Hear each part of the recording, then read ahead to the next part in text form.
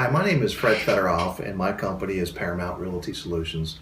The purpose of this video is to discuss the problem of collecting late rent.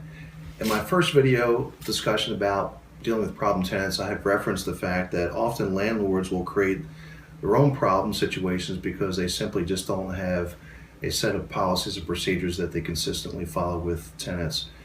This video though does deal with the problem of late rent, which is a problem, and I'm sharing some of the best practices we use for our Raleigh, North Carolina market. The first thing to understand is that when you are trying to collect late rent, you are attempting to collect a debt. And when you're collecting a debt, there are certain disclosure notices that need to be included with any communications to the tenant.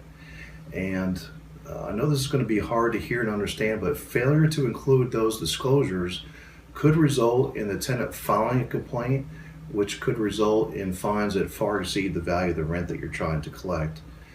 For that reason, the other tips would be to not send texts to tenants demanding the late rent. Also avoid making repeated phone calls to tenants demanding late rent. Simply send the tenant a courtesy notice indicating that the rent is due, along with a tenant ledger statement of how much money is due to you. And I say courtesy notice because if your lease is worded correctly, it should indicate that rent is due without demand or notice. So the notice that's being sent to the tenant is simply a courtesy. Now, after that notice is sent to the tenant, the next thing to do is to promptly file for a summary ejectment at your courthouse.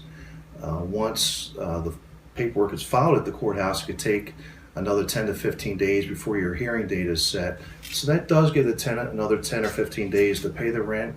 If you decide to accept the cure, and you're not required to, but if you decide to accept the late rent there before the court, then you can simply dismiss the court case.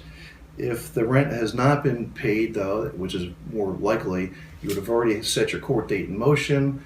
After you win your court case, hopefully you win your court case, then you can quickly file for an actual eviction of the property. On this last point, when you're collecting rent, our best practice is to collect rent using certified funds. Don't accept cash.